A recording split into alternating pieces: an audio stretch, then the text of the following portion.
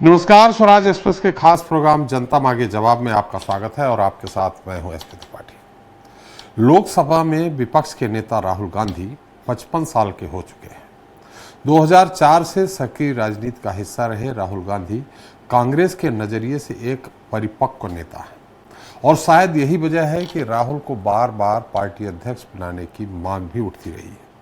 वो बात अलग है कि राहुल इस मांग को कई बार अलग अलग कारणों का हवाला देकर खारिज भी करते रहे। फिर भी कांग्रेस में राहुल का दर्जा किसी अध्यक्ष से कम नहीं है। लेकिन ये राहुल गांधी के किरदार का सिर्फ एक तरफा पहलू है। उनके व्यक्तित्व को कांग्रेस और गांधी परिवार के सियासी विरोधियों ने एक अलग ही रूप में प्रचारित और प्रसारित किया है। सियासत में राहुल गांधी शायद इकलौते ऐसे नेता होंगे जिन्हें सबसे ज्यादा अलंकारों से विभूषित किया गया है और यह अलंकार उनकी तारीफ में नहीं बल्कि उनका सियासी कद घटाने के लिए अस्तित्व में लाए गए। लेकिन फिर भी राहुल गांधी देश की सियासत में वो इकलौता चेहरा बने हुए हैं जिनको घेरने के लिए भाजपा जैसी विशाल पार्टी को दिल्ली से लेकर अपने अंतिम कार्यकर्ता तक पूरा दमखम लगाना पड़ता है। ताजा मामला भी राहुल के एक बयान से जुड़ा है जिसके बाद भाजपा उन पर हमलावर है। आज हम इसी पर चर्चा करेंगे अपने खास पैनल से। आज का मुद्दा है नरेंद्र सरेंडर मचा सियासी बवंडर।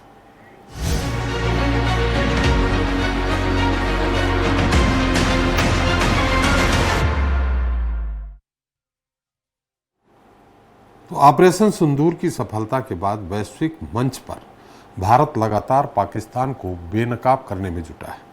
इस मुहिम में सरकार के साथ साथ विपक्ष के नेता भी बढ़ चढ़कर सामने आए। लेकिन देश के भीतर लोकसभा में विपक्ष के नेता राहुल गांधी के बयान से सियासी घमासान मच गया है। राहुल गांधी ने भोपाल में पार्टी कार्यक्रम के दौरान नरेंद्र और सरेंडर का काफिया मिलाकर जब तंज कसा तो वो खुद पूरी भाजपा के निशाने पर आ गए। आखिर क्या था राहुल गांधी का वो बयान और भाजपा उस बयान से क्यों हमलावर हो गई, इस पर चर्चा करेंगे। लेकिन पहले एक report. Narendra surrender, Narendra surrender. Rahul Gandhi के इस बयान पर सियासी घमासान छिड़ गया है। राहुल ने यह बयान भोपाल में पार्टी मीटिंग के दौरान दिया था। अपने बयान में राहुल गांधी ने एक बार फिर ऑपरेशन सिंदूर की सफलता और सीज फायर पर सवाल खड़े कर सियासी बखेड़ा खड़ा कर दिया है। उधर से ट्रंप ने एक इशारा किया, फोन उठाया, कहा मोदी जी क्या कर रहे हो, नरेंद्र सरेंडर, और जी हजूर करके नरेंद्र मोदी जी ने ट्रंप के इशारे का पालन किया। राहुल गांधी के इस बयान पर बीजेपी ने तीखी प्रतिक्रिया दी है। भाजपा नेताओं ने तीखा पलटवार करते हुए राहुल गांधी समेत पूरी कांग्रेस के इतिहास को ही घेरे में ले लिया है। राहुल गांधी जी, आपकी पार्टी और आपके खानदान के कारनामे आजाद हिंदुस्तान के कैलेंडरों में सरेंडर से भरे पड़े हैं। राहुल गांधी ने मध्य प्रदेश में अपने एक भाषण के दौरान न केवल ऑपरेशन सिंदूर अपितु भारत के सेना और भारतवर्ष का घोर अपमान किया है। राहुल के बयान का सिर्फ दिल्ली ही नहीं बल्कि देश भर में विरोध हो रहा है। मध्य प्रदेश के मुख्यमंत्री ने राहुल की बुद्धि पर ही सवाल खड़े कर दिए हैं। तो जिसकी जैसी बुद्धि होती है वैसी वो बात करता है। अपने माननीय प्रधानमंत्री के बारे में जिस शब्द का उन्होंने उपयोग किया, ये उनकी बुद्धि की दुर्बुद्धि की पराकाष्ठा है। बहरहाल ये कोई पहला मौका नहीं है जब राहुल गांधी ने प्रधानमंत्री नरेंद्र मोदी पर सीधे निशाना साधा हो। राहुल इससे पहले भी कई बार प्रधानमंत्री मोदी पर खुलकर बयान देते रहे हैं जिसके जवाब में उन्हें पूरी बीजेपी घेरने में लग जाती है। हो सकता है राहुल भी ये बात अच्छे से जानते हों कि बीजेपी पर अलग अलग मुद्दों पर निशाना साधने से बेहतर है कि सीधे प्रधानमंत्री को ही टारगेट किया जाए। ऐसा कर राहुल न सिर्फ सियासी सुर्खियां बटोर लेते हैं बल्कि सियासी बखेड़ा भी खड़ा कर ही देते हैं। Bureau report, Swaraj express. तो नरेंद्र सरेंडर मचा सियासी बवंडर, इस पर ज्यादा चर्चा के लिए मौजूद है चंद्रशेखर साहू जी हैं, पूर्व मंत्री भाजपा, रायपुर से हमारे साथ जुड़ेंगे। अमित शर्मा जी हैं, कांग्रेस महासचिव मध्य प्रदेश। मनोज यादव जी हैं, सपा प्रदेश अध्यक्ष। राजीव सक्सेना जी हैं, रिटायर्ड कर्नल हमारे साथ। दिनेश चौहान जी हैं, एनसी प्रवक्ता कश्मीर से हमारे साथ जुड़ रहे हैं। विमलेंद्र राय जी जेडीयू नेता पटना से हमारे साथ जुड़ रहे हैं। आप सभी का हमारे इस खास कार्यक्रम में बहुत बहुत स्वागत है।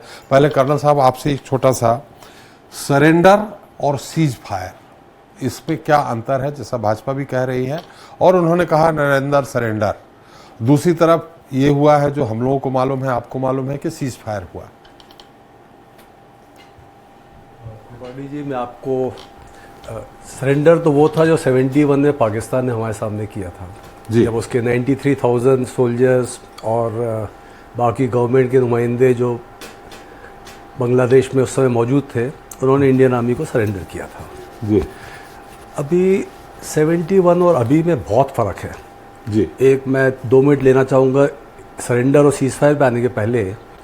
71 में जब लड़ाई चालू हुई थी और पाकिस्तान ने इंडिया पे हमला किया था 3 दिसंबर को जी। और करीब 8 तारीख को ये खबरें आई थी कि अमेरिका की जो सबसे बड़ा उस समय एयरक्राफ्ट कैरियर था जी।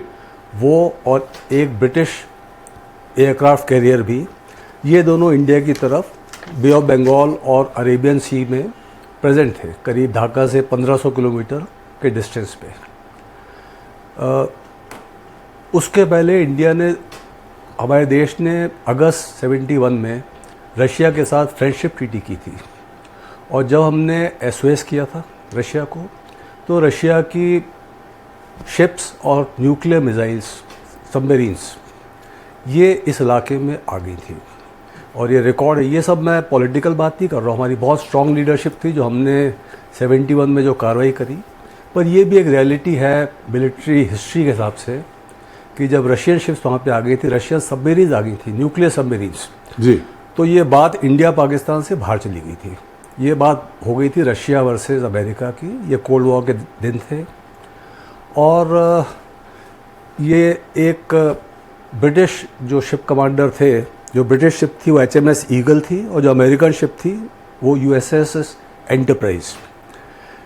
एक रिकॉर्डेड कन्वर्सेशन है जो ब्रिटिश कमांडर ने भेजा है अमेरिकन शिप को कि sir we are very late, हमको देर हो गई है, यहाँ पे already Russian nuclear submarines present हैं।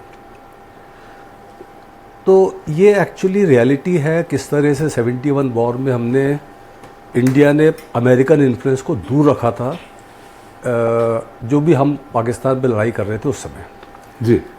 एक और बात है, 71 में आपको पता होगा कि शायद इंडिया को आधा वर्ल्ड नहीं तो कम से 1/4 वर्ल्ड, दुनिया की पॉपुलेशन जो थी वो नहीं जानती थी इंडिया क्या है, कहाँ है। आज हम वर्ल्ड की 4थी लार्जेस्ट इकोनॉमी है। हम हमारे साइंटिस्ट, हमारे NRI जो दुनिया भर में फैले हैं। अमेरिका और ब्रिटेन की बात करें तो वहाँ के जो प्राइम मिनिस्टर या वाइस प्रेसिडेंट, इनके हमारे देश से ताल्लुकात है, फैमिली ताल्लुकात है। पिछले प्रेजेंट वाइस प्रेसिडेंट USA, पिछले प्राइम मिनिस्टर ब्रिटेन। और सबसे बड़ा फ़र्क जो है, आज इंडिया और पाकिस्तान न्यूक्लियर कंट्रीज़ हैं, तो ये लाजिम बात है कि इंटरनेशनल अटेंशन है इंडिया पाकिस्तान के ऊपर। देशों ने बात की होगी, ज़रूर बात की होगी जी, पर ये बोलना कि हमने सरेंडर किया है तो खैर सवाल ही नहीं है ऐसी बात का। और अगर आप जिस तरह से ट्वीट्स चली हैं वाइट हाउस से और अमेरिकन स्टेट डिपार्टमेंट आदि से कि 9 तारीख को JD Vance ने बोला कि इंडिया पाकिस्तान वॉर से इसमें हमारा कोई हस्तक्षेप का रिक्वायरमेंट नहीं है।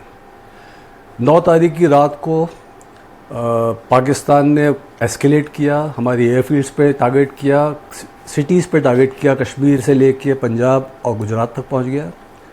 उसी रात हमने भी पाकिस्तान की 9 से ज़्यादा एयरफील्ड्स को डिस्ट्रॉय किया। उसमें 2 एयरफील्ड बहुत इंपॉर्टेंट हैं। एक है सरगोदा, जिसके पास किनारा हिल्स में पाकिस्तान के कुछ न्यूक्लियर एसेट्स हैं, और दूसरा था रावलपिंडी की एयरफील्ड, कैपिटल की जो एयरफील्ड है, उसके पास इनका कमांड कंट्रोल सिस्टम है पूरा न्यूक्लियर अथॉरिटी का, पाकिस्तान न्यूक्लियर अथॉरिटी का जी। हमने इन दोनों पे स्ट्राइक किया। हमने कन्वे किया कि हमारी सुपीरियॉरिटी है, बहुत सुपीरियॉरिटी है पाकिस्तान के ऊपर, और जो इनके न्यूक्लियर एसेट्स हैं उनको भी हम टारगेट करने की काबिलियत रखते हैं। न्यूक्लियर एसेट्स के ऊपर हमने नहीं टारगेट किया है, पर हमने ये मैसेज कन्वे किया है कि हम वहाँ तक भी पहुँच सकते हैं जी। इसीलिए 10 तारीख की सुबह ये सब बातें जो मैं आपको बता रहा हूँ, ये सारा पब्लिक डोमेन में है, जो मैसेजेस, ट्वीट्स सब लोग को दिख रही हैं। 10 तारीख को सुबह एक और ट्वीट है जेडी वैंस की, कि जेडी वैंस ने बात की है प्राइम मिनिस्टर मोदी से, और पाकिस्तान अमेरिकन एनएसए ने बात करी है हमारे फॉरेन मिनिस्टर से, और कन्वे किया गया एक अलार्मिंग इंटेलिजेंस, एक बहुत ही अलार्मिंग इंटेलिजेंस के बारे में बात उस ट्वीट के अंदर दिया हुआ हैगा। पर जो हमारा रिस्पांस है जो पब्लिक डोमेन में, कि प्राइम मिनिस्टर मोदी ने कन्वे किया है कि हम अगर पाकिस्तान ने एस्केलेट किया तो इसका और ज़्यादा ज़बरदस्त जवाब दिया जाएगा जी। और ये मैसेज वापस पाकिस्तान को गया होगा थ्रू अमेरिका। एंड शाम को दोपहर के बाद पाकिस्तान डीजीएमओ ने कन्वे किया है इंडियन डीजीएमओ को कि हम उस अपने सीज़ फायर के लिए तैयार हैं, और इंडिया ने सीज़ फायर का तभी एक्सेप्ट किया है जब मिलिट्रली, नेशनली जो हमारे एम्स थे इस पूरे ऑपरेशन, हमने कभी भी ऑफेंस नहीं चालू किया, ना ये लड़ाई हमने चालू करी थी। और जिस हालात में पहुंच के हमारे जो मिलिट्री एम्स थे, जो हमारे नेशनल एम्स थे उस समय, वो हमारे पूरे हो गए थे, तब हमने सीज़ फायर एक्सेप्ट किया। तो इस सीज़ फायर, इस कंडीशन के बाद हमने सीज़ फायर एक्सेप्ट नहीं किया है, हमने सीज़ फायर ना चालू मांगा है, हमने एक्सेप्ट किया है उस हालत में जाके जो हमारे तमाम मिलिट्री और जो भी हमारे एम्स थे उस समय, नेशनल एम्स थे, हमने अचीव कर लिया। और हमने अभी भी इसके अंदर दो बहुत देखने वाली चीज़ें हैं। या नंबर 1, हमने ऑपरेशन सिंदूर ख़त्म नहीं किया है जी। इंडिया का स्टैंड है कि अगर कोई भी अभी टेररिस्ट एक्शन होगा इंडिया में तो ऑपरेशन सिंदूर जारी है, नंबर 1। दूसरा, जो पाकिस्तान का न्यूक्लियर ब्लफ चल रहा है पिछले कई सालों से, पिछले 20 सालों से, 30 सालों से, उसको हमने कॉल ऑफ किया है। ये बहुत एक इम्पॉर्टेंट पॉइंट है ध्यान रखने के लिए। थैंक यू जी। चलो एक बार हम सरेंडर और उसमें सियासी बवंडर पर बिमलन जी हैं, चंद्रशेखर साहू जी हैं और अमित शर्मा जी हैं, मनोज जी इस पे बात करेंगे। लेकिन एनसी नेता हमारे साथ कश्मीर से जुड़े हैं। चौहान साहब, मेरी आवाज आ रही है आपको? दिनेश चौहान जी, मेरी आवाज आ रही है आपको? आ रही है सर जी। आपकी पार्टी जो भी ऑपरेशन सिंदूर हुआ है या चल रहा है, उस पे आपकी पार्टी का क्या रुख है? हम इस पे तो बाद में बात करेंगे कि राहुल जी ने जो कल कहा है कि नरेंद्र सरेंडर माने ट्रंप को लेकर के उन्होंने जो व्यंग किया है, उस पे बाद में बात करेंगे। लेकिन आपकी पार्टी का क्या रुख है इसमें, क्या स्टैंड है? देखिए, ऐसा है जी, ऐसा है कि जब ये अटैक हुआ 22 अप्रैल को जी, अभी यहाँ पे जम्मू कश्मीर में इलेक्टेड गवर्नमेंट है जी और नेशनल कॉन्फ्रेंस की गवर्नमेंट है जी, लेकिन क्योंकि ये यूटी है और पावर्स की डिस्प्यूट है, क्योंकि जो सिक्योरिटी रिलेटेड हमारी मीटिंग्स होती हैं, अनफॉर्चुनेटली उसमें चीफ मिनिस्टर साहब को बुलाया नहीं जाता है क्योंकि यूटी के एक्ट में ही ऐसा लिखा गया है जी। इसके बावजूद जब ये घटना घटी तो उमर अब्दुल्ला साहब जो हमारे चीफ मिनिस्टर हैं, उन्होंने नॉट ओनली कंडेम किया, पाकिस्तान को कोसा, उन्होंने कहा ये हम कभी बर्दाश्त नहीं करेंगे। और जब हमने सपोर्ट दिया, जब ऑल पार्टी मीटिंग हुई, उसमें NC was the first party जिन्होंने कहा कि पाकिस्तान के ऊपर अटैक करना चाहिए और ये आर पार की जंग जो है अब खत्म होनी चाहिए। हमारा बड़ा क्लियर स्टैंड है और आज भी है। देखिए, उसके बाद पूरे देश से असेंबली में हमने स्पेशल सेशन होल्ड किया, उसमें हमने ये कंडेम किया और देश से माफी मांगी। किसने? उमर अब्दुल्ला साहब ने, जिनका कोई रोल नहीं है। उन्होंने टेररिस्ट को वार्न किया और टूरिस्ट से ये कहा कि क्योंकि आप मेरी रियासत में आए थे, मेरी यूटी में आए थे, मेरे होते हुए ये सारा कुछ हुआ है, उसके लिए मैं शर्मिंदा फील करता हूं। और अभी रिसेंटली 3-4 दिन पहले उन्होंने वहां पे पहलगाम में मीटिंग की है ताकि टूरिस्ट को जो है एक ट्रस्ट बना रहे कि यहाँ पे सब कुछ होने के बावजूद भी हालात जो हैं बेटर हैं। उसमें उन्होंने कहा कि हम वहां पे एक मेमोरियल बनाएंगे उन लोगों की याद में जो देवर क्रिटिकली मसक्कट। तो एनसी का बहुत बड़ा रोल है। देखिए, एनसी जो है इस वक्त नेशनल कॉन्फ्रेंस पार्टी जो है एक बहुत चुनी हुई सरकार आई है। हालांकि हम यहाँ पे गवर्नेंस देना चाहते हैं, पीपल फ्रेंडली गवर्नमेंट है, पावर्स की डिस्प्यूट है, क्योंकि हमारे पास फंड्स जो हैं एलोकेट वो सारे सेंटर से होते हैं। लेफ्टिनेंट गवर्नर साहब क्योंकि वो एक पार्टी से वाबस्ता है, लेकिन इस डिस्प्यूट के होने के बावजूद भी हमने कहा कि देश जो है, इंडिया जो है, कंट्री फर्स्ट है। और मेरा ख्याल सबसे अच्छा रोल जो है इस पूरे दौरान, इस एपिसोड में सबसे अच्छा जो है उमर सरकार का रहा है। मैं क्योंकि पार्टी से बिलोंग करता हूं। और दूसरा इसमें मैं ये कहूंगा कि ये ओवैसी साहब हैं जिसके बारे में लोग डिफरेंट ओपिनियन रखते थे, उन्होंने एकजुट होकर कहा और पाकिस्तान को वार्न किया और उनको ये कहा कि आप जो है एक छोटे से टट्टू हैं, आप जो है लड़ने के काबिल नहीं हैं। तो आपको ये अप्रिशिएट करना चाहिए। अनफॉर्चुनेटली कल जो इन्होंने किया हमारे राहुल गांधी साहब ने, लीडर ऑफ अपोजिशन, अब मैं क्या कहूं समझ नहीं आती है, क्योंकि हमने इनकी ऑफसाइड सपोर्ट ली है। अब पॉलिटिकल मैच्योरिटी इनमें है नहीं है तो ये कब होगा? अगर ये लोग सरकार के ऊपर इकट्ठे नहीं है तो कितने शर्मनाक बात है। ये देश के बाहर जाते हैं तब भी ये कंट्री को क्रिटिसाइज करते हैं। मैंने ये कह रहा हूं कि इनकी अभी आउटसाइड सपोर्ट है हमें, लेकिन देश की जब बात आएगी तो हम, कंट्री हमारे लिए सबसे पहले है, देश हित जो है उसके लिए हम we are prepared to go to any extent. जी जी जी बिल्कुल, सुन लिया अमित जी। अब आप बता दीजिए, एक सरेंडर किया, हमारे रक्षा विशेषज्ञ ने भी कहा कि सरेंडर 71 में हुआ था पाकिस्तान के द्वारा सरेंडर। और जी सर मैं एक बात रखना चाहूंगा जी जी, क्योंकि मैं जम्मू में रहता हूं जी। यहाँ पे ये अब कर्नल साहब को छोड़ के बाकी नेता जितने भी बैठे हैं, प्रवक्ता बैठे हैं जी, मैं इनको ये बताना चाहता हूं, इन्होंने वॉर किसी ने नहीं देखी है जी। हमने 71 की वॉर देखी, लेकिन इस बार क्योंकि मैं जम्मू सिटी की बात करता हूं, जम्मू सिटी की, जब ड्रोन अटैक्स होते थे 7-7:30 बजे एक रूटीन हो गया था कि ड्रोन अटैक्स होते थे। ये तो हमारी आर्मी की और एयरफोर्स का अलर्ट सिस्टम था जिसने सबको रोका। इसके बावजूद जो जंग में यहाँ पे तबाही हुई है, सिटी में हमारे यहाँ पे जो रॉकेट्स हैं वो गिरे हैं, लोगों की डेथ हुई है। और पुंछ पूरी सिटी जो है, एक टाउन है छोटा सा, वहां गुरुद्वारे पे उन्होंने अटैक किया, लोगों के घरों पे अटैक किया, काफी लोगों की डेथ हुई है। इसलिए ये हमारे राहुल गांधी जी हैं, वो एक कोजी रूम में बैठ के, एयर कंडीशन रूम में बैठ के मोदी और नरेंद्र और कैसी शर्म आती है ऐसी बात सुनते ही, जैसी ये बातें करते हैं। अरे आप एक लीडर ऑफ अपोजिशन है इस मुल्क के, आप ख्वाब ले रहे हैं कि आप हिंदुस्तान के प्राइम मिनिस्टर बनेंगे, पहले अपने आप पे हो और अपने करेक्टर को सीधा कीजिएगा। जी जी, ऐसे नहीं होते हैं नेता। चौहान साहब मैं आ रहा हूं आपके पास, फिर से आऊंगा। हमने जंग देखी है, जंग देखी है, हमने मिलिटेंसी सफर की है। जी जी, हम जानते हैं कि चौहान साहब आपकी बात आ गई है, मैं आपके पास फिर से आऊंगा। अमित जी सुन लिया आपने, सरेंडर और बवंडर भी हो गया।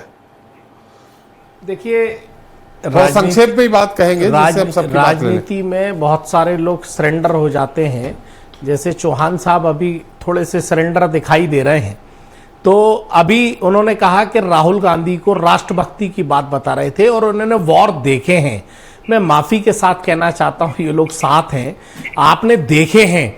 राहुल गांधी जी के पिता ने भुगता है, राहुल गांधी जी के पिता ने आतंकवाद भुगता है, राहुल गांधी की दादी ने अपने ऊपर आतंकवाद हत्या कराई हुई है, मतलब वहां उन्होंने भुगता है, उस परिवार ने, आपने देखे हैं और उन्होंने भुगता है। वो मेहरबानी करके कांग्रेस के लोगों को राष्ट्रवाद नहीं सिखाएं तो बेहतर होगा।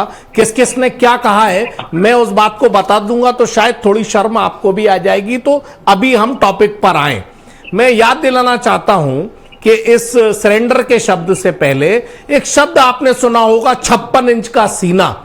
एक शब्द आपने सुना होगा प्रधानमंत्री बनने से पहले एक टीवी, बड़े पत्रकार के टीवी चैनल शो में, कि जब भारत पर हमला होता है तो भारत का प्रधानमंत्री जो मनमोहन सिंह जी उस समय थे, तो वो चिल्ला चिल्ला के कह रहे थे ओबामा ओबामा, इस तरह के कुछ शब्दों को। और देश का प्रधानमंत्री जब विदेश जाते थे वो कहते थे मुझे शर्म आती है कि मैं भारत में पैदा हुआ हूं। ये सारे शब्द आपने सुने। और अगर उन्होंने ये भी त्रिपाठी जी उसी प्यारों, देखिए संक्षिप्त में बहुत सारे हैं, लेकिन मुद्दे की बात जहां से चालू हुई है उसको कंटम करना पड़ेगा। अब बात आई कि साहब प्रधानमंत्री के लिए यह कह दिया, तो प्रधानमंत्री ने मनमोहन सिंह जी को, प्रधानमंत्री को और इंदिरा गांधी को क्या क्या कहा यह देश जानता है। रही बात सेना की, यह बात सेना से जुड़ी नहीं है। सेना के शौर्य को इन्होंने, प्रधानमंत्री जी अभी 10 साल के अंदर इन्होंने 71, 65 और उससे पहले हुए वॉर को तो इन्होंने बताया ही नहीं। ऐसा लगा कि वॉर तो अभी हो रहा है। जब इन्होंने उस समय के प्रधानमंत्री को और सेना के खिलाफ टिप्पणी की, ये वो लोग हैं भारतीय जनता पार्टी के लोग। इसीलिए कहा कि जैसे ही ट्रंप का मैसेज आया 3 बजे, भारत के विदेश मंत्री ने नहीं कहा, भारत के प्रधानमंत्री ने अपने एक्सपर्ट ट्वीट पर नहीं कहा, प्रधानमंत्री डोनाल्ड ट्रंप ने कहा कि मैंने दोनों देशों से बात कर व्यापारिक दृष्टि से यह सीज फायर करवा दिया है। अरे भाई, तो फिर सरेंडर कौन हुआ? अब पॉलिटिकल जब बात होगी तो 56 इंच का सीना, सरेंडर कहां हुआ? नरेंद्र सरेंडर। उन्होंने कुछ और नहीं कहा, उन्होंने कहा कि इस सीज फायर के मामले में जैसे ट्रंप का फोन आया, नरेंद्र होगा सरेंडर। तो इसीलिए पूछा जा रहा था कि जो जबान से, मुंह से ये कहते थे कि पीओके मिल जाएगा, हम होते सरकार में मौका होता तो आज हिंदुस्तान में पीओके होता। ये बातें करने वाले आज इतनी जल्दी सिलेंडर हो गए जिसमें देश के कई लोग चौंक गए। और आखिरी बात ये कहा, हमारे कर्नल साहब बैठे हैं, वर्तमान के एक बड़े कर्नल ने, बड़े अधिकारी ने एयरफोर्स के, कि विमान गिर गए, ये नहीं, विमान गिरे कैसे, क्या कारण थे, इन पर जाना जरूरी है। ये शब्द अब प्रश्न आ रहे हैं तो सरकार को जवाब देने चाहिए। कुछ कहा है उसके बारे में बता दीजिए। तो सरेंडर नहीं था तो अनिल चौहान जी ने भी कल कुछ कहा है। अरे अनिल चौहान जी ने कहा, वही मैंने बताया ना, सेना के कई अधिकारियों ने कहा है, कई सेना के अधिकारियों ने टीवी चैनल पर कहा कि 71 में भी हमने घुस के मारा था, लेकिन ऐसा लग रहा है कि जैसे आज ही सब हुआ है, आज ही हमने घुस के मारा। ऐसे कई रिटायर्ड कर्नल ने टीवी चैनल पे कहा था। जी ने बोला है 71 की स्थिति अमेरिका वर्सेस रूस हो गई थी, भारत वर्सेस पाकिस्तान नहीं बची। देखिए, इसको त्रिपाठी जी मेहरबानी करके, जैसे पॉलिटिकल शब्द होते हैं, इसको जो प्रधानमंत्री बोलते हैं, इसको प्रधानमंत्री जी को पॉलिटिकल शब्द की आदत जो है, उसको राहुल गांधी ने बताया है कि पीओके पर मुंह से लाने वाले इतनी जल्दी सिलेंडर हो गए। और देश के प्रधानमंत्री अगर सिलेंडर नहीं होते तो देश के प्रधानमंत्री को क्या क्या घटना हुई, ये संसद का सत्र बुलाना था और देश को बताना था। चलिए मनोज जी, संक्षेप में थोड़ा बिमलेन जी और चंद्रशेखर जी के पास जाएंगे, आप अपनी बात कहें। सरेंडर और सिलेंडर, बवंडर। आदरणीय राहुल जी एक जिम्मेदार नेता हैं कांग्रेस पार्टी के। मतलब उन्होंने ठीक कहा, उन्होंने जो कहा है, तो जो परिस्थितियां बनी, और उन्होंने नहीं कहा है, देश का हर नागरिक, आप किसी की फेसबुक को उठा के देखिए जहां पे ये जिसकी बात आई, क्योंकि उसकी जो हमारे इंडिया से किसी की पहल नहीं की गई। उससे पहले अमेरिका के डोनाल्ड ट्रंप अगर ट्वीट कर देते हैं तो उसकी वजह से कहा है, और राजनीतिक बयान है, उसको इतना तूल पकड़ने की बात इसलिए नहीं होनी चाहिए कि भारतीय जनता पार्टी के नेता क्या कह रहे हैं कि कर्नल सूफिया जी के बारे में कह देते हैं। कोई एक इनके डिप्टी सीएम ने कहा कि पूरी सेना मोदी जी के चरणों में नतमस्तक है। उस बयान पे क्या भी तो दूसरे जी के बयान पे हमारी जो देश की सेना क्या मोदी जी के चरणों में नतमस्तक है या देश नतमस्तक है, इस टाइप के जो बयान है राजनीतिक बयान होते हैं। और सबसे बड़ी बात यह है कि हमारी सेना ने हर मोर्चे पे उसका जवाब दिया है, पाकिस्तान ने जो हमले किए।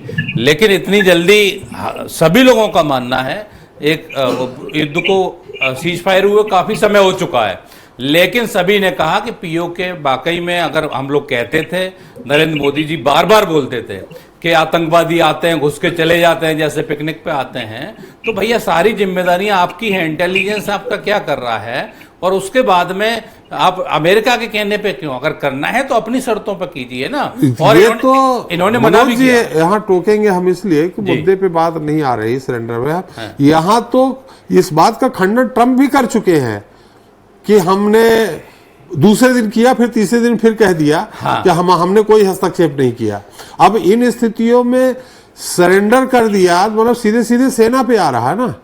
नहीं, सेना पे नहीं है। आप हर चीज को सेना से मत जोड़िए, आप एक पॉलिटिकल बयान को लीजिए, क्योंकि देश की सेना ने शुरू से लेके आखिरी तक, चाहे 71 का वार हो, चाहे कारगिल युद्ध हो, चाहे अभी का युद्ध हो, सेना हमारी जिंदाबाद है, सेना हमारा गौरव है और हमें गर्व है हमारी भारतीय सेना पे। हमारे पूरे विश्व की सबसे बड़ी जो हमारे पास जो शक्तिशाली सेना है, चौथी नंबर की सेना है, हमारे पूरे विश्व की सेना है जी। तो हम लोगों को गर्व है, सेना कभी सरेंडर नहीं कर सकती। चल। और एक और मैं आपको वाक्य बता देता हूं। नहीं, अभी बहुत सारे अतिथि हैं। नहीं, सिर्फ 30 सेकंड लेंगे कि एक और रेजंगला का युद्ध हुआ था, उसमें तो चाइना के साथ में बहुत बड़ा केवल हमारे जो सैनिक थे, हमारी भारतीय सेना के 2400 सैनिक थे और अमेरिका चाइना के 3000 सैनिकों को केवल 2400 सैनिकों ने मार गिराया था। बहुत बड़ा युद्ध हुआ था। तो हमारी सेना कभी हारी नहीं है और न कभी हारेगी। चलिए चंद्रशेखर जी, आ रहा हूं आप साथ। विमलेन जी,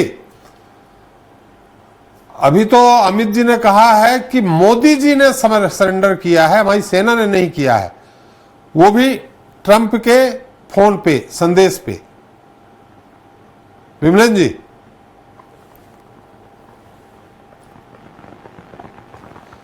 विमलेन जी, मेरी आवाज आ रही है आपको? आपकी आवाज आ रही है। राहुल गांधी जी की जो बातें हैं वो तो सब कोई देश देख ही रहा है और आप लगातार देखते जा रहे हैं। उनका जो ट्रैक रिकॉर्ड है, वो ट्रैक रिकॉर्ड अगर मैं कहूँ तो जैसे ट्रंप के जो बयान है, वो बयान कितने अनस्टेबल है आप देख रहे होंगे। भारत के लोग देख रहे हैं, इंटरनेशनल मीडिया भी देख रही है कि ट्रंप के बयान खुद अपने आप में हास्यास्पद होते हैं। जब वो ये कहते हैं कि कश्मीर का मुद्दा 1000 साल पुराना है, तो उसी तरह राहुल गांधी जी मुझे लगता है कि कुछ थोड़े से भावावेश में कुछ बातें कहते हैं। उनका एक एजेंडा है, कांग्रेस का एक एजेंडा है, राहुल गांधी जी का एक एजेंडा है कि आरएसएस, बीजेपी और इनसे संबंधित जो संगठनें हैं उनका अपमान लगातार किया जाए। और ये अपमान करते करते करते करते अब इतने आदी हो चुके हैं, लगातार अब देश का भी अपमान करते हैं, सेना का भी अपमान करते हैं। तो राहुल जी की बात को कितनी गंभीरता से लिया जाए, देश को ये सोचना है और देश ये सोचता है। इसी कारण से विपक्ष में है, लगातार प्रयास कर रहे हैं लेकिन सरकार में आने की स्थिति में नहीं आ पा रहे। कारण यही है कि आज देश में उनको कोई गंभीरता से नहीं लेता। एक जो सूक्ष्म अगर हम देखें तो एक सूक्ष्म जो है वो डिफरेंस है। ये जो हुआ ऑपरेशन सिंदूर और वार, इसमें क्या अंतर है ये राहुल गांधी को अगर पता है, मुझे तो लगता है कि उनके जो पार्टी के डेलीगेशन इंटरनेशनल डिप्लोमेसी में जो बाहर गए हैं और अपनी बातों को रख रहे हैं, उन्हें सतीश करोड़ जी से सीखना चाहिए, मनीष जी से सीखना चाहिए, गुलाम नबी आजाद जी से सीखना चाहिए कि बाहर जाके उन्होंने किस तरह से देश का मान बढ़ाया है। ओवैसी जी से सीखना चाहिए कि उन्होंने इंटरनेशनल कम्युनिटी के में जाकर ये बताया है कि हमने जो ये किया ये वॉर नहीं था, ये एक ऑपरेशन था, प्रिसाइज था, पूरी तरह टारगेट बेस्ड था। भारत की ये जो कार्रवाई थी यह कार्रवाई वॉर नहीं थी, ये बात हमें समझना है। और जहां तक बात आती है सरेंडर की, जहां तक बात आती है कि राहुल गांधी जी ऐसा करते हैं, सरेंडर तो सब कहीं से उचित ही नहीं है। यह तो सीधी तरह मानसिक दिवालियापन है। एक राजनीतिक प्रतिनिधित्व करने वाले विपक्ष के एक बड़े नेता का ये बयान भारत को, सेना को, उनके मनोबल को पीछे करने वाला है, इसमें कोई दो राय नहीं है। ये स्पष्ट पूरी तरह से क्लियर था और राहुल गांधी जी उसमें शामिल थे। विपक्ष के नेता के तौर पर प्रधानमंत्री जी ने उन्हें बुलाया, उनको स्थिति को समझाया, भारत की स्थिति को समझाया और विपक्ष के जितने बड़े लीडर थे वो सभी इस पूरे ऑपरेशन में कहीं ना कहीं उनके पास एक प्रिसाइज जानकारी थी कि क्या होने वाला है, क्या होगा, किस तरह से होगा। और उतना सटीक ना हो लेकिन एक आइडिया तो निश्चित रूप से इन्हें दिया गया था और सब लोगों ने समर्थन किया था कि सरकार जो निर्णय लेगी उस निर्णय के साथ रहेंगे। और सरकार ने कहा कि सेना को हमने दे दिया है, तो सेना अपने स्तर से सेना ने कार्रवाई किया। ये पूरा का पूरा मामला तो सीज फायर का है, उसमें भी सरकार ने यह स्पष्ट कर दिया कि सीज फायर ये जो है वह इसको हमने पॉज किया है, इसको हमने आप कहें तो वीडियो चलता है इसे पॉज कर दिया। इसके सारे ऑब्जेक्टिव हमें पूरे नहीं हुए हैं। जब तक कि पूरी तरह से आतंकवाद खत्म नहीं हो जाता, पाकिस्तान स्पॉन्सर्ड आतंकवाद, तब तक ये ऑपरेशन सिंदूर चलता रहेगा। तो यहाँ तो कोई बात ही नहीं होती है। और जहां तक मुझे लगता है कि ट्रंप जी की बातों को, उनके ट्वीट को अगर इतनी गंभीरता से भारत में लोग लेने लगे, जो व्यक्ति राजनीति को व्यापार समझता हो, वो उनकी राजनीति है। वो राष्ट्र को, पूरे वर्ल्ड को एक इकोनॉमी के तरह से, पूरे राष्ट्र को, पूरे विश्व को एक व्यापार और हर व्यक्ति को एक व्यापारी समझने लगते हैं। ये उनका विचार है और उसके तरह से वो पूरे विश्व में चलाना चाहते हैं। चाचा चौधरी बनने की उनको आदत है और वो आदत के कारण वो भंग चिड़ती है। उसी तरह राहुल गांधी जी की भी आदत है कि वो आरएसएस का अपमान कर देते हैं, कभी कभी बीजेपी का अपमान कर देते हैं, कभी जनता दल यूनाइटेड का अपमान कर देते हैं। मुझे तो लगता है कि कभी कभी अंदर खाने में सपा के लोगों का भी अपमान करते होंगे, लेकिन इन्हें पता ही नहीं होता कि अपमान करते करते ये अल्टीमेटली अपना ही अपमान कर देते हैं। जी जी। अरे भाई, आप अगर ये बयान देखा जाए तो क्या नेहरू जी ने सरेंडर नहीं कर दिया जब वो यूएन चले गए? सारा का सारा मुद्दा तो इनके किसको करेंगे? नरेंद्र मोदी को करें। उस समय नेहरू जी जाके पूछते क्यों नहीं? पूछिए, अरे उनको तो उठाइए, जगाइए, पूछिए कि नेहरू जी आप यूएन में क्यों चले गए थे? ये आज पाक ऑक्यूपाइड कश्मीर का मुद्दा ही नहीं होता। अरे इंदिरा गांधी जी की तो चर्चा की ही नहीं, इनके बयान में इंदिरा गांधी जी की चर्चा है था, ये तो इंदिरा गांधी इसको भूल गए। राजीव गांधी जी को भी लगता है कभी कभी ये भूल जाते हैं। इनको नेहरू जी बहुत याद आते हैं और नेहरू जी ने क्या उस समय क्या सरेंडर नहीं कर दिया यूएन से जाकर? तो ये सब सारी बातें बेतुकी बातें हैं। राहुल गांधी जी गंभीर व्यक्तित्व के व्यक्ति चेहरे से दिख रहे हैं, उम्र 55 साल हो गई है, लेकिन इतनी सूक्ष्मता होनी चाहिए कि आखिर हम किसी पार्टी का प्रधानमंत्री का अपमान करते। आपका मत आ गया विमलेश जी, आपका मत आ गया है। हमारे साथ चंद्रशेखर साहू जी भी हैं। साहू जी, मेरी आवाज आ रही है आपको? आ रही है तो अमित जी ने विपक्ष को भी सुना होगा, आपने मनोज जी को भी सुन लिया होगा। अमित जी कह रहे हैं कि मोदी जी ने सरेंडर किया, सेना का कोई रोल नहीं है यहां पे, यह राजनीतिक इच्छा शक्ति की बात है।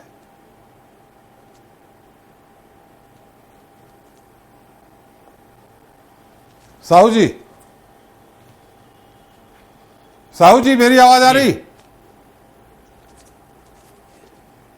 थोड़ा डिस्टर्ब है जी, लेकिन अब आ रही है आपकी आवाज। जी, अमित जी की बात सुनी आपने? कांग्रेस महामंत्री त्रिपाठी जी, जी देखिए त्रिपाठी जी, जी मैं किसी व्यक्ति का बात सुनने के लिए तो आया नहीं हूं जी, क्योंकि ये विषय है बहुत गंभीर जी, और चूंकि एसपी त्रिपाठी साहब इसको एंकरिंग कर रहे हैं, आप पूरे देश भर के लोगों को उन्होंने जोड़ा है जी, जम्मू कश्मीर से लेके बिहार से लेके भोपाल और छत्तीसगढ़ तक, तो सारा नेशनल पर्सपेक्ट में, राष्ट्रीय परिप्रेक्ष्य में सारी बातों को देखना जाना चाहिए जी। एक व्यक्ति के बयान का विषय नहीं है। और आज देख लीजिए आप, जब यूएनएससी की बात हुई, नेशनल वहां पर यूएन के सिक्योरिटी काउंसिल की बात आई, उस समय भी यही हुआ कि जो जनरल मीटिंग होता है, जहां पर मीटिंग होती है, उसको छोड़ के एक छोटे से रूम में किया गया। और जब आपने ही स्पष्ट किया कि राष्ट्रपति ट्रंप ने बाद में क्लियरिफिकेशन किया कि मैंने कोई हस्तक्षेप नहीं किया है, जी, आज पूरी दुनिया जानती है कि ट्रंप के बयान और ट्रंप के गतिविधियां, ट्रंप के बारे में जो भी कह सके, वो इतना एक अनप्रिडिक्टेबल है और हर दिन उनका चेंज होने वाला विषय है। और इसीलिए जब मैं कर्नल साहब को सुन रहा था, जी, सक्सेना साहब को, जी, तो बहुत गंभीरता से उन्होंने सारे तथ्यों को एक साथ रखा कि जो देश परमाणु बम की बात करता है, धमकी देता है, उसको आज पता चल गया। और ये बात सही है, कोई वार नहीं है। आप तो जानते हैं, मैं जब मध्य प्रदेश के समय मेंबर पार्लियामेंट था जी, तो उस समय उमर अब्दुल्ला साहब वहां मेंबर हुआ करते थे जी, उनके जी, पास मिनिस्ट्री थी। अटल जी के समय हम लोग बैठते थे आपस में, और आज वो सारे पॉलिटिकल बैरियर को ना खत्म करके जी, उन्होंने नेशन फर्स्ट की बात रही। और इसीलिए मैं चौहान साहब को बहुत इस मामले में एप्रिशिएट करता हूं कि उन्होंने बहुत स्पष्टता के साथ अपने स्टैंड को रखा और देश के लिए जो उनके पार्टी ने किया है या करना चाह रहे हैं उसको भी डिस्कस किया, क्योंकि आप साफ देख लीजिए त्रिपाठी जी, ये बर्बरता के खिलाफ सभ्यता का प्रतीक के रूप में, पूरे भारतीय नारी की अस्मिता के रूप में, पूरे भारत के शौर्य, उसके पराक्रम, उसको सेना ने प्रदर्शित किया है। और कहीं अतिक्रमण नहीं हुआ है, नहीं तो इंटरनेशनल लेवल पर अभी तक भारत गिर जाता। कहीं भी किसी प्रकार का अतिक्रमण हुआ नहीं है, और कोई वार तो था नहीं जिसमें एक नेता, एक पार्टी के नेता इस प्रकार से कहे, जिसके पास जिम्मेदारी है, तो वो तो बचकाना और गैर जिम्मेदाराना बयान कर सकते हैं। इसलिए मुझे बहुत ज्यादा टिप्पणी करने की भी जरूरत महसूस नहीं करता जी। मैं तो चूंकि मुद्दा है भारत के पराक्रम, शौर्य, भारतीय सेना के सामरिक नीति का, और पहले दिन से भारत के प्रधानमंत्री जी ने कहा कि हम खुली छूट दे रहे हैं, सेना को हम खुली छूट दे रहे हैं, पूरी तरीके से फूल प्रूफ योजना बना के 9 लक्ष्य निर्धारित करके उन्होंने भारतीय सेना को इस मामले में जो आतंकी ढांचा है, आतंकवादियों का जो एक प्रकार से वहां पर मुख्यालय है, उसको ध्वस्त किया। और वो दुनिया जानती है कि उसामा बिन लादेन को भी किसने पनाह दिया, और भी जितने आतंकवादी हैं उसको किसने पनाह दिया। और इसीलिए भारत आतंकवाद के खिलाफ लड़ाई लड़ रही है, और प्रधानमंत्री की हर बात, नरेंद्र भाई मोदी के हर एक्शन भारत के सुरक्षा, भारतीय नारी के अस्मिता और भारत के पराक्रम को लेकर है जी। कोई इसको पर्सनलाइज ले पर, लेकिन पॉलिटिकल वे पर यदि लेकिन राहुल जी तो कह रहे हैं कि मोदी जी ने सरेंडर कर दिया, लॉजिक नहीं दिखेगा साहू जी। इसलिए मुझे लगता है साहू जी एक बार फिर से साहू जी भारत को उस स्थान पर ले जाएं जहां भारत का जनमानस देखना चाहता है जी। और एक आप जैसे आपने भी कहा त्रिपाठी जी ने कि 1971 में पाकिस्तान ने सरेंडर किया था, यहां सरेंडर वाली कोई बात ही नहीं है जी। इसलिए सरेंडर शब्द का उपयोग कब क्यों किया गया? अब जब एक नेशनल पार्टी का डेलीगेशन इंटरनेशनल डिप्लोमेसी के तहत पूरे दुनिया में उनका भ्रमण हो रहा है, चाहे वो दूसरी पार्टी हो, चाहे कांग्रेस पार्टी हो, चाहे अन्य पार्टी हो, जी, उन सबके लीडर वहां पर जा रहे हैं, कम से कम उनकी बात को तो सोचना चाहिए। तो मुझे लगता है इस मामले को हम पूरी तरीके से नेशनल स्पिरिट के साथ जोड़ें और एक बार फिर से तय करें कि भारत का प्रधानमंत्री भारत के जज्बात को, भारत के पराक्रम को जी। साहू जी आ गई आपकी बात, भी करेंगे, आपकी बात आ गई, आपकी बात आ गई जी। और मैं किसी व्यक्ति पर टिप्पणी साहू जी अभी और भी वक्ता हैं जी। मैं तो मध्य प्रदेश में आप जानते हैं जी 1985 से था जी। मैं आपको 1990 से व्यक्तिगत भी जानता हूं, आप भी मुझे व्यक्तिगत जानते हैं। कुल मिला के जी। तो मैं तो ये सब साहू जी मुद्दा के साथ जोड़ना चाहता हूं, व्यक्ति के साथ नहीं।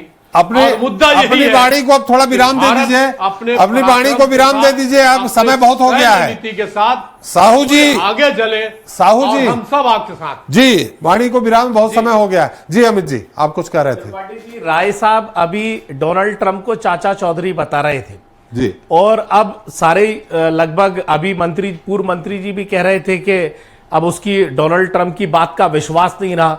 इस बात को विश्वास करने चाचा चौधरी को चाचा चौधरी बनाने गया कौन था? अमेरिका। नमस्ते ट्रंप किसने कराया था? और रही बात, अभी कुछ नाम मेरे राय साहब बता रहे थे कि इन लोगों के ये बयान आए शशि थरूर के। जरा आपने तो बीजेपी तैयार नहीं करी, अभी तो आप लगे हो सत्ता के लिए, लेकिन जिस मुरली मनोहर जोशी जी ने बयान जो दिया जरा वो भी सुन लीजिएगा। और रही बात राष्ट्रभक्ति की, तो आपके नेता जो नीतीश कुमार हैं, जब भारत का जनगण मन चलता है तो वो अधिकारियों के साथ मजाक करते हैं। त्रिपाठी जी वो मजाक करते हैं, तो ये राष्ट्रभक्ति का पाठ तो ना पढ़ाएं। रही बात कि जिस तरीके से प्रधानमंत्री जी ने पुराने जो डायलॉग दिए हैं, आज वो डायलॉग जनता पूछ रही है कि भाई 56 इंच का सीना कहां है, पीओके क्यों नहीं लिया, ये सब सारी सरेंडर कौन कर गया। विमलेन जी बीच में नहीं, मैं आ रहा हूं, इनकी बात खत्म हो जाए मैं आपके पास। जब आज प्रधानमंत्री, और मैं आपको एक बात और याद, विमलेन जी सुन लीजिए, एक बात और याद दिला दूं कि जब सारा देश सेना हमारे शौर्य को लेकर लड़ रही थी तो भारतीय जनता पार्टी के मंत्री मध्य प्रदेश के वो अनर्गल बयान दे रहे थे, अनर्गल आरोप प्रत्यारोप पर लगे थे। हमारी सेना के वीर जवान जो सोफिया जी थे उनके खिलाफ बोला, सुप्रीम कोर्ट ने, मीडिया ने टिप्पणी करी, उनको आज तक बाहर नहीं किया गया, प्रधानमंत्री जी जवाब नहीं दे रहे। और अंतिम बात, जिस तरीके से प्रधानमंत्री जी ने कहा कि आज सर्वदलीय बैठक बुलाई तो राहुल गांधी जी थे, त्रिपाठी जी राहुल गांधी जी थे और खड़गे जी जिन्होंने कहा था कि हम देश के साथ हैं, सबसे पहला बयान आया था और हर व्यक्ति देश के प्रधानमंत्री जी के साथ खड़ा था। मैंने भी यहाँ के आपके चैनल पर अमित जी देश के प्रधानमंत्री की बात करी। अमित जी इतना बताइए कि सरेंडर किया है कि सीज फायर हुआ है? देखिए सीज फायर तो सेना, देश के प्रधानमंत्री ने कहा और सेना का सीज फायर चल रहा है कि अगर पाकिस्तान कोई जवाब देगा तो सेना हमारी जवाब देगी, यह विश्व को पता चला। लेकिन नरेंद्र मोदी जी ने जो पहले जवाब दिए हैं, जो संसद में बातों से कहा था कि मौका लग जाएगा तो मैं पीओ को अंदर कर लूंगा और मेरा 56 इंच का सीना है, अभी तो वो नरेंद्र मोदी ने पॉलिटिकल लाइन पर, वो नरेंद्र मोदी जी ने जब मौका लगा, बिल्कुल राहुल गांधी सवाल पूछेंगे, जब प्रधानमंत्री नरेंद्र मोदी जी सरेंडर कर दिया, नरेंद्र मोदी ने सरेंडर करा ही है। भाई सरेंडर हुआ कौन, सरेंडर कौन हुआ? हमारे नरेंद्र मोदी हुए सरेंडर। अभी सेना तो लड़ रही है लेकिन देश के प्रधानमंत्री ट्रंप के सामने सरेंडर हो गए। राजीव जी बता देंगे कि डीजीएमओ का किस तरह, राजीव जी ये नहीं बता पाएंगे, राजीव जी ये नहीं बता पाएंगे कि नरेंद्र, जो राहुल गांधी जी ने बयान दिया है वो नरेंद्र मोदी जी पर, जो प्रधानमंत्री डोनाल्ड ट्रंप ने, अमेरिका के राष्ट्रपति ने 3 बजे जो सीज फायर का और उन्होंने ट्वीट कर दिया, जो हमारे देश के प्रधानमंत्री को करना था, वो कहीं ना कहीं राजनीतिक समझौते और कहीं ना कहीं दबाव के कारण ये सारी चीजें याद आज दिलाई कि उन्होंने जो डोनाल्ड ट्रंप के बयान के बाद जैसे ही सरेंडर करा, वो कर्नल साहब जवाब नहीं दे पाएंगे, कर्नल साहब सेना के बारे में बता पाएंगे, मेरी सेना के वीर शौर्य के बारे में बता पाएंगे। अमित जी आ गई बात जी। विमलेन जी किन बातों को लेकर आते हैं, पहले तो इनको कांग्रेस का अपना देखना चाहिए। अरे भाई, आपके जो राहुल गांधी जी हैं उन्होंने कितना अपमान किया है। जब वो सत्ता में थे, मनमोहन सिंह की सरकार में, सत्ता में तो वही थे, सरकार वही चला रहे थे, कैबिनेट के निर्णय को उन्होंने फाड़ के फेंक दिया था, कहा था ये कचरा है।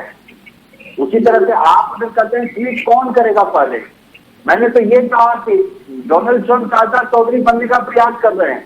डोनाल्ड ट्रंप से पहले जो अमेरिका के राष्ट्रपति रहे, क्या मनमोहन सिंह जी ने गलबैया नहीं की उनके साथ? इंटरनेशनल डिप्लोमेसी का क्या आप घर का खेल समझते हैं?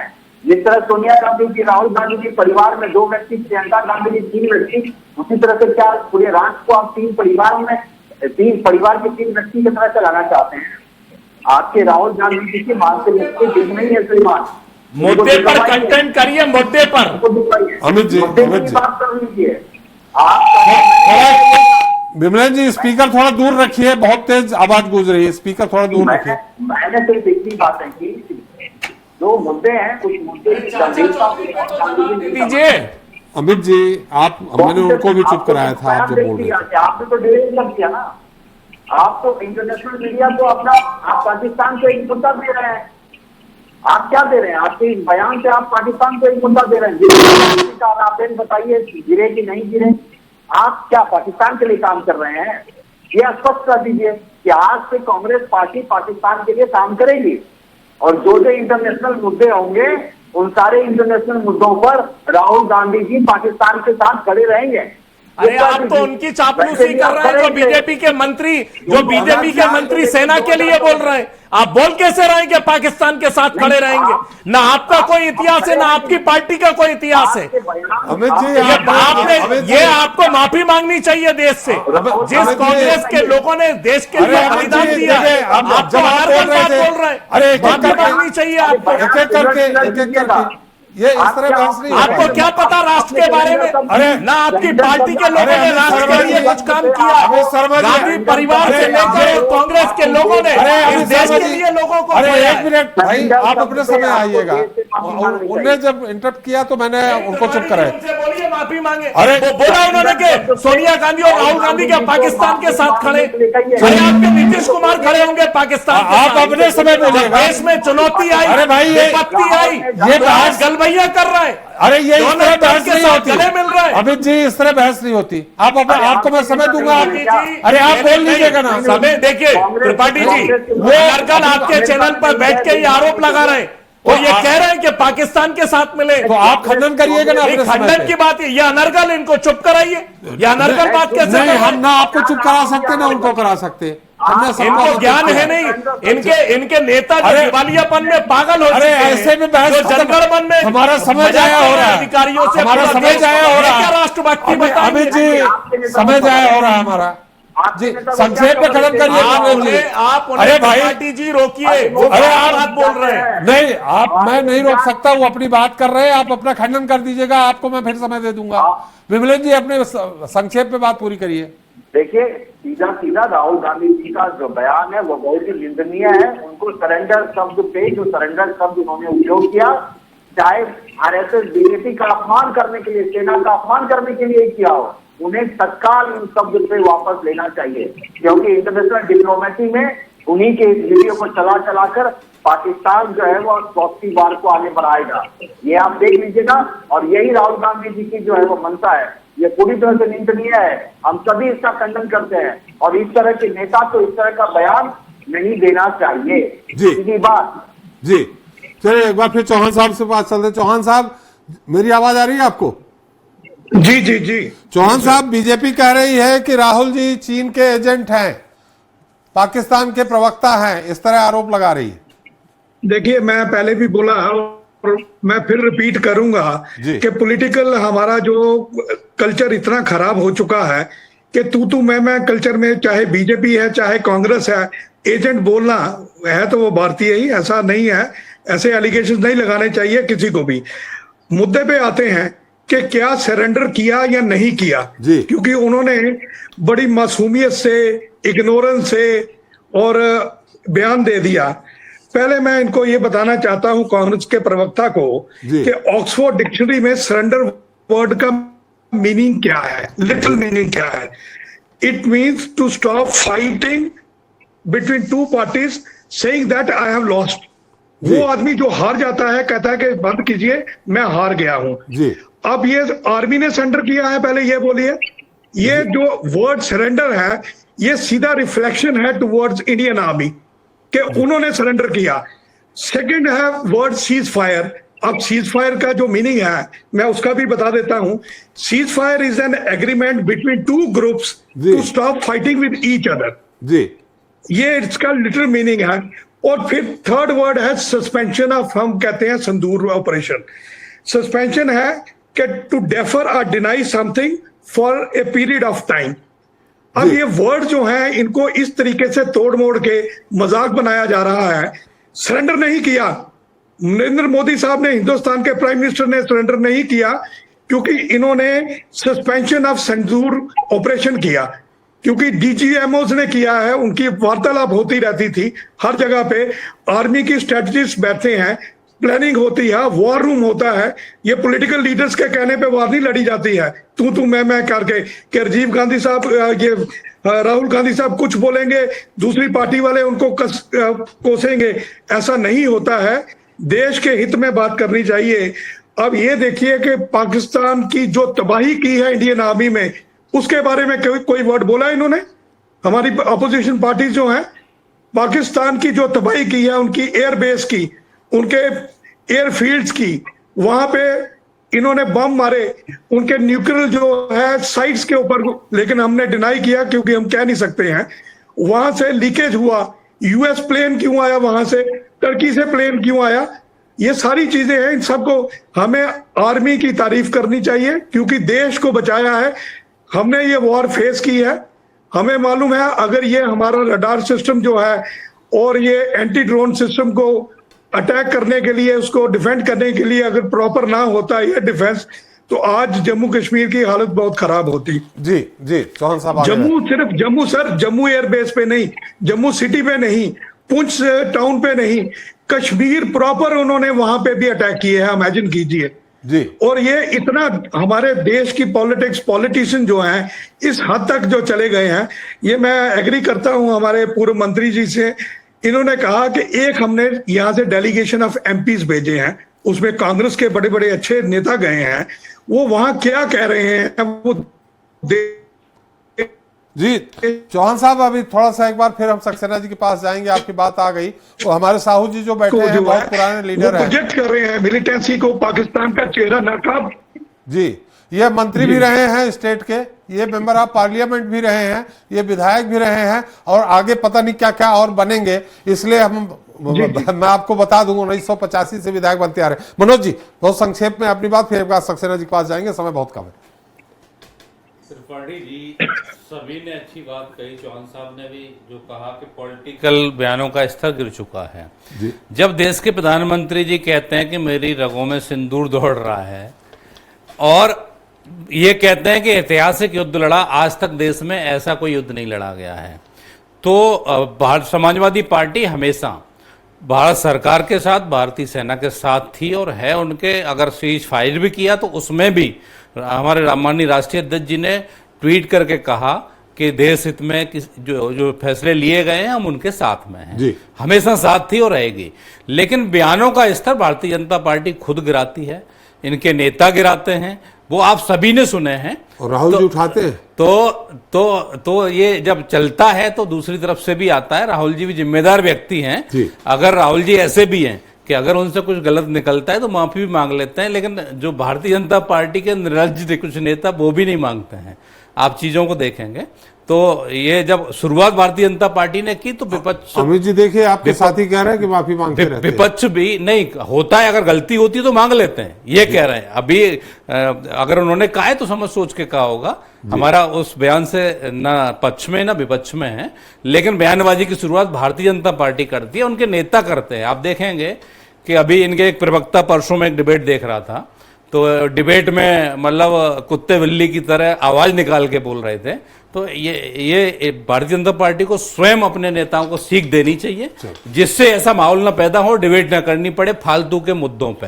डिबेट हो रोजगार पे, जनता के मुद्दों पे, विकास पे, या मध्य प्रदेश की कानून व्यवस्था खराब है उस पर डिबेट होनी चाहिए। ये मेरा सभी से आग्रह है। हमारे कार्य क्षेत्र में क्यों आप दखलंदाजी कर रहे हैं, डिबेट नहीं होनी चाहिए।